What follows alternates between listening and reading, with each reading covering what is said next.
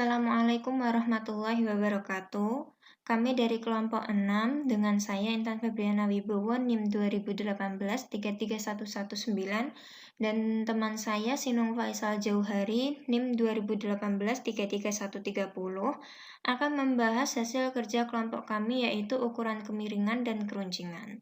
Selanjutnya adalah pemaparan materi dari kami. Pada statistika, kita akan membutuhkan data. Nah, kita dapat menyatakan data dalam distribusi frekuensi ke dalam bentuk diagram yang disebut histogram dan poligon frekuensi. Bisa kalian lihat di sini ada gambar yang menunjukkan bentuk histogram dan kurva poligon frekuensi. Jika titik-titik pada suatu poligon frekuensi kita hubungkan dengan kurva mulus, kita akan memperoleh kurva distribusi frekuensi. Kurva distribusi frekuensi biasa pula disebut model distribusi. Nah, ini ada gambar bentuk kurva mulus yang berasal dari histogram dan poligon frekuensi. Bentuk kurva yang berasal dari histogram dan poligon frekuensi memiliki kemiringan berbeda-beda, tergantung pada bentuk histogram dan poligon frekuensinya. Ini adalah gambar yang menunjukkan kemungkinan kemiringan kurva dari model distribusi. Untuk kemiringan sendiri memiliki arti yaitu derajat kesetangkupan atau derajat simetris dari distribusi tersebut, yaitu menurut Sartono tahun 1997.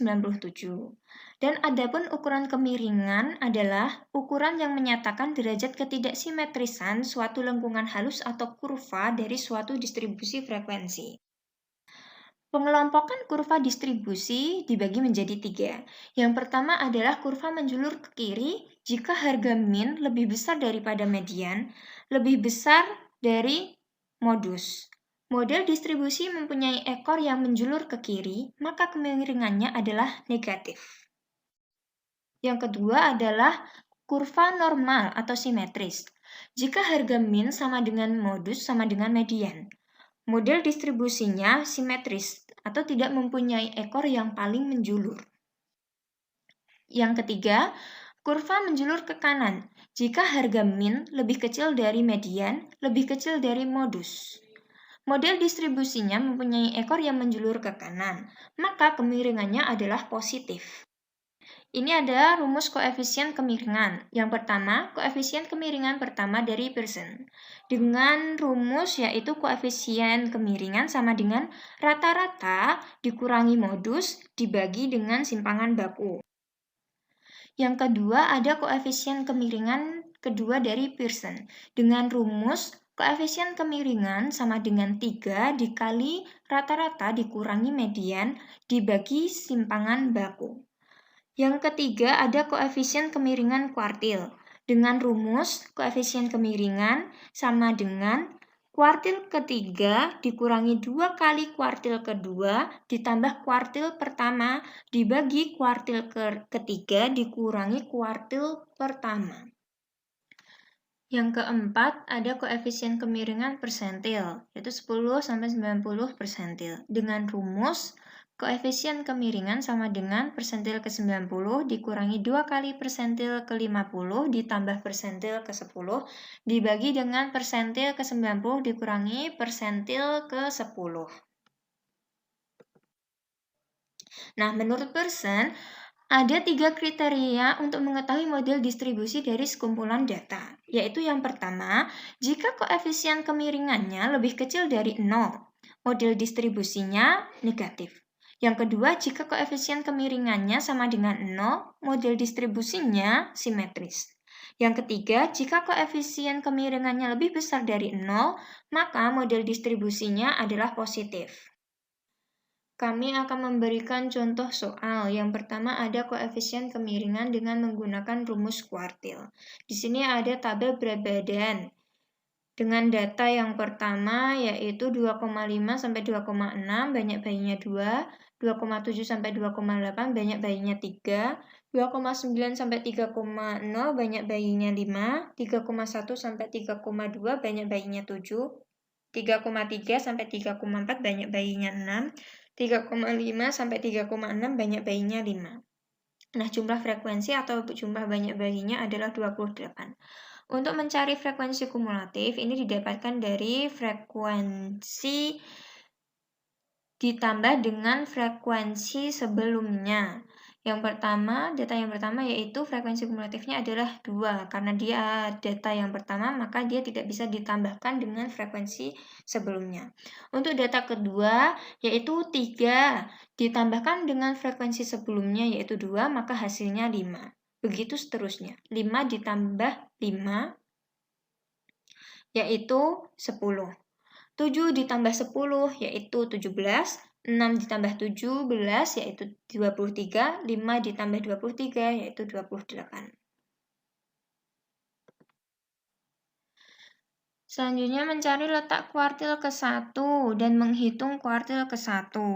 Letak kuartil ke-1 dicari dengan rumus 1/4 kali N tambah 1 sama dengan 1/4 kali 29, hasilnya 7,25. Terletak pada kelas interval ketiga. Maka titik bawahnya atau batas bawahnya yaitu 2,85, panjang kelasnya 0,2, frekuensinya 5, dan frekuensi kumulatifnya 5. Maka untuk menghitung Q1 menggunakan rumus TB ditambah P dikali 1/4 N dikurangi FK dibagi FQ1 atau frekuensi kuartil ke-1. Nah, ini tinggal dimasukkan aja ya, TB-nya berapa, P-nya berapa, dan selanjutnya. Nah, ini hasilnya adalah 2,93. Selanjutnya, mencari letak kuartil kedua dan menghitung kuartil kedua. Letak kuartil kedua dihitung dengan rumus 2/4 dikali N tambah 1, sama dengan 2/4 kali 29, hasilnya 14,5. Terletak di kelas interval keempat. Maka TB-nya 3,05, panjang kelasnya 0,2, frekuensinya 2, frekuensi kumulatifnya adalah 10. Untuk menghitung kuartil kedua, yaitu dengan rumus TB ditambah P dikali 2/4 N dikurangi FK dibagi FQ2 atau frekuensinya. Nah, ini kalian masukkan saja angka-angkanya. 3,05 ditambah 0,2 dikali 14 dikurangi 10 dibagi 7. Nah, ini yang di dalam kurung harus dihitung terlebih dahulu. Nah, hasilnya adalah 3,16. Selanjutnya mencari letak kuartil ketiga dan menghitung kuartil ketiga. Letak kuartil ketiga dihitung dengan rumus 3/4 dikali N tambah 1. 3/4 dikali 29, hasilnya 21,75. Terletak di kelas interval kelima. Maka TB-nya adalah 3,25, panjang kelasnya 0,2, frekuensinya 6, dan frekuensi kumulatifnya 17.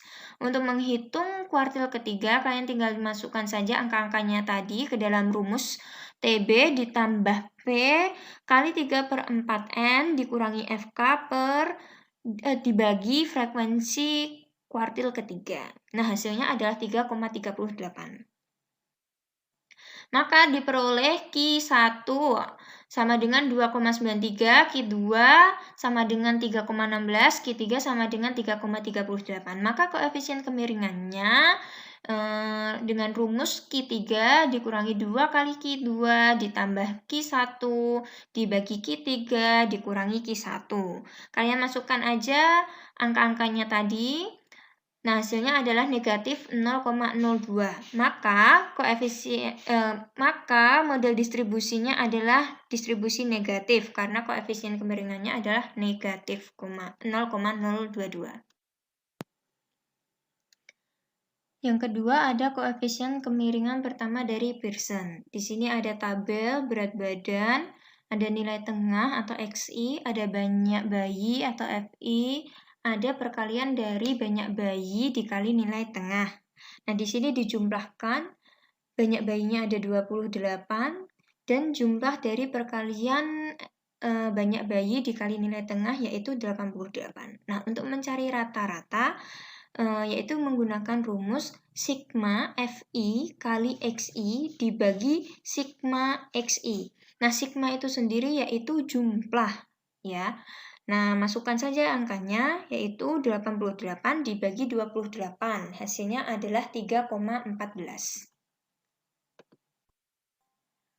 Selanjutnya mencari nilai modus. Kelas modus terletak pada kelas 4 karena di sini frekuensi yang paling banyak adalah 7, terletak di kelas 4. Maka TB-nya yaitu 3,05, panjang kelasnya 0,2, D1-nya 7 dikurangi 5 sama dengan 2. Nah, untuk mencari D1 ini yaitu frekuensi pada kelas modus dikurangi dengan frekuensi kelas sebelumnya. Nah, untuk D2 yaitu 7 dikurangi 6 sama dengan 1. Ini untuk mencari D2 yaitu frekuensi kelas modus dikurangi dengan frekuensi kelas modus selanjutnya atau setelahnya. Untuk mencari modus, menggunakan rumus TB ditambah P dikali D1 dibagi D1 ditambah D2. Masukkan angkanya yaitu 3,05 ditambah 0,2 dikali 2 dibagi 2 tambah 1. Hasilnya adalah 3,18. Selanjutnya adalah mencari nilai simpangan baku. Di sini ada tabel berat badan. Selanjutnya ada nilai tengah atau XI, ada XI kuadrat, ada banyak bayi atau FI, yaitu frekuensi ya.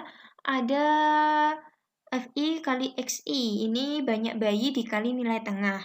Lalu ada FI kali XI kuadrat. Nah, untuk mencari simpangan baku yaitu menggunakan rumus sigma FI kali XI kuadrat dibagi N dikurangi sigma FI kali XI dibagi N dikali N kurangi 1. Nah, ini dipangkatkan 2. Hasilnya adalah 9,95. Ini kalian bisa langsung masukkan angka-angkanya ini ya yang sudah dijumlah karena sigma itu tadi kan jumlah ya. Kalian tinggal masukkan saja. Nah, maka koefisien kemiringan pertama dari Pearson yaitu rumusnya rata-rata dikurangi modus dibagi simpangan baku. Masukkan saja tadi angkanya 3,14 dikurangi 3,18 dibagi 9,95. Hasilnya adalah negatif 0,0040. Nah, karena koefisien kemiringannya kurang dari 0, maka model distribusinya adalah distribusi negatif. Yang ketiga, menggunakan koefisien kemiringan kedua dari Pearson. Karena tadi telah diketahui rata-ratanya adalah 3,14 dan simpangan bakunya adalah 3,18, maka kita tidak perlu menghitung rata-rata dan simpangan baku lagi. Kita hanya perlu menghitung nilai median. Nah, untuk mencari kelas median itu menggunakan rumus N dibagi 2. Sama dengan 28 dibagi 2, hasilnya 14. Maka median terletak di interval ke-4.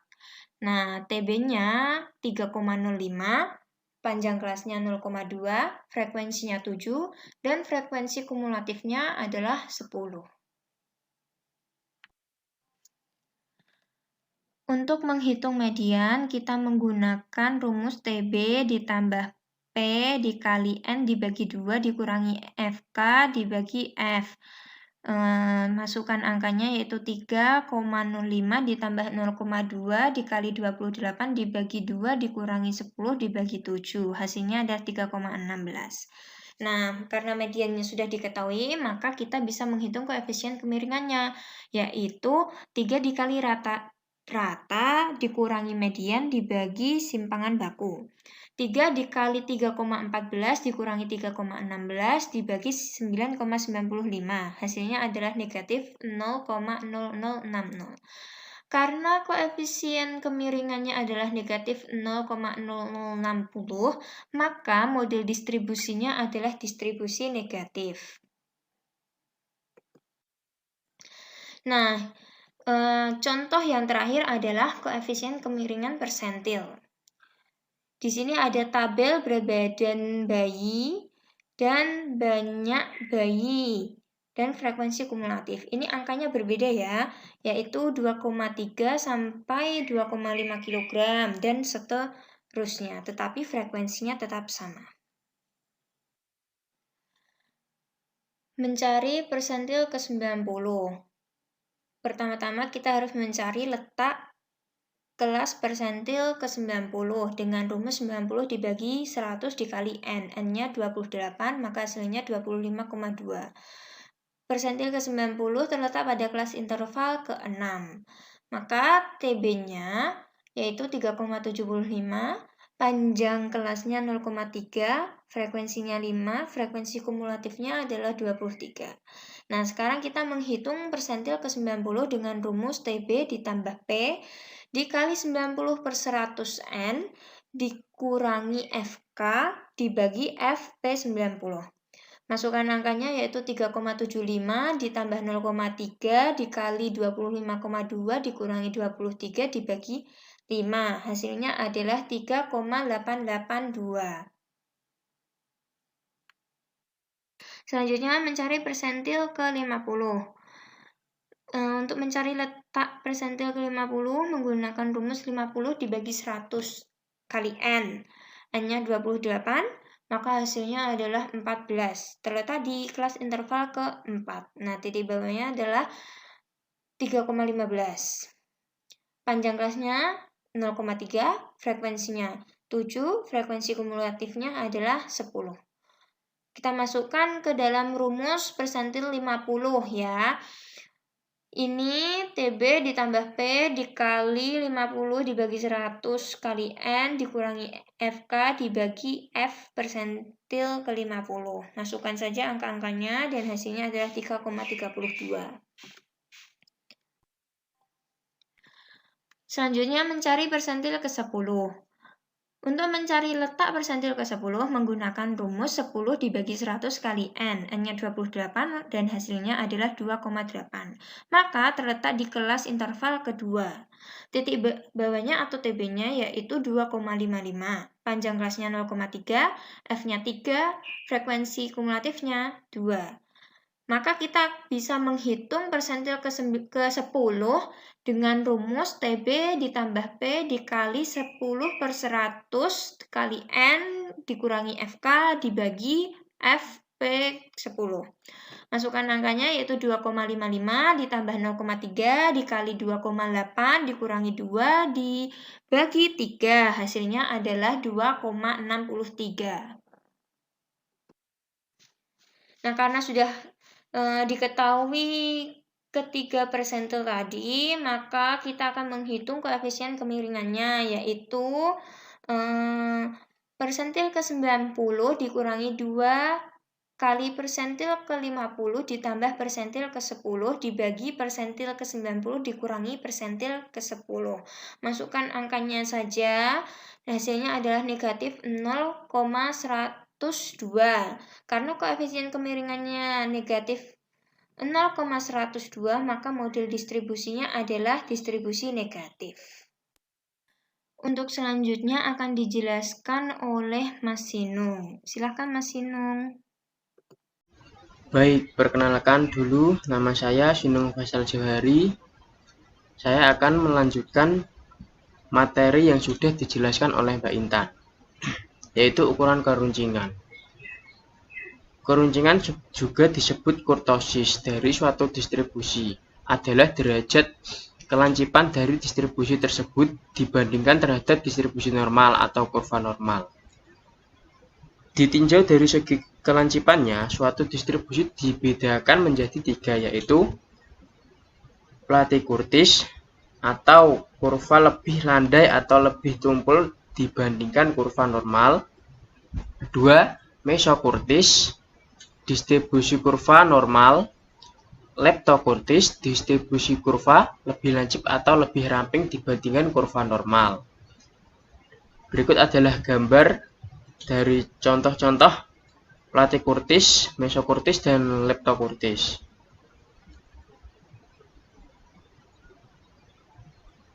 Bisa kita lihat Leptokurtis lebih lancip, kemudian yang normal lebih di bawahnya atau lebih tumpul, yang ketiga lebih semakin tumpul. Cara menghitung keruncingan. Rumusnya koefisien keruncingan adalah K sama dengan RSK per P90 dikurangi P10. RSK adalah rentang semikuartil, dengan rumus setengah Q3 dikurangi Q1. P90 adalah persentil ke-90, P10 adalah persentil ke-10. Nilai K 0,263 untuk distribusi normal. Setelah mengetahui hasil koefisien kurtosis, ada 3 kriteria untuk mengetahui model distribusi dari sekumpulan data, yaitu jika koefisien kurtosisnya kurang dari 0,263, maka distribusinya adalah Platy-Kurtis. Kedua, jika koefisiennya kurtosisnya sama dengan 0,263 atau sama dengan 0,263, distribusinya adalah Mesokurtis. Ketiga, jika koefisien kurtosisnya lebih dari 0,263, maka distribusinya adalah Leptokurtis. Berikut adalah contoh soalnya. Berikut ini disajikan tabel distribusi frekuensi berat badan bayi. Jumlah bayi yaitu 28 dengan Q1-nya 2,93 dan Q2 3,38. Mencari persentil ke-90. Rumusnya adalah P90 90 per 100 dikali N. N-nya adalah jumlahnya tadi 28, jadi sama dengan 25,2, yaitu kelas interval ke-6. TB-nya 3,5 dikurangi 0,05 sama dengan 3,45. P-nya sama dengan 0,2. F-nya frekuensinya sama dengan 5. Frekuensi kumulatifnya sama dengan 23. P90 sama dengan TB plus P dikali 90 per N dikurangi FK per F P90. Hasilnya adalah 3,538. Mencari persentil ke-10. P10 sama dengan 10 per 100 dikali N. N-nya adalah 28, hasilnya 2,8, yaitu kelas interval kedua. TB-nya 2,7 dikurangi 0,05 sama dengan 2,65. P-nya 0,2, F-nya 3 dan FK-nya 2. Jadi rumusnya P10 sama dengan TB plus P. Rumusnya sama seperti yang mencari P90. 10 per 100 N dikurangi FK per F P10. Hasilnya sama dengan 2,703. Koefisien kurtosisnya K sama dengan RSK P90 dikurangi P10. RSK-nya adalah setengah Q3 dikurangi Q1. Q3-nya 3,38, Q1-nya 2,93 per 3,538 dikurangi 2,703. Hasilnya sama dengan 0,269. Model distribusinya adalah Leptokurtis. Sekian presentasi dari kelompok kami. Bila ada kesalahan mohon dimaafkan. Wassalamualaikum warahmatullahi wabarakatuh.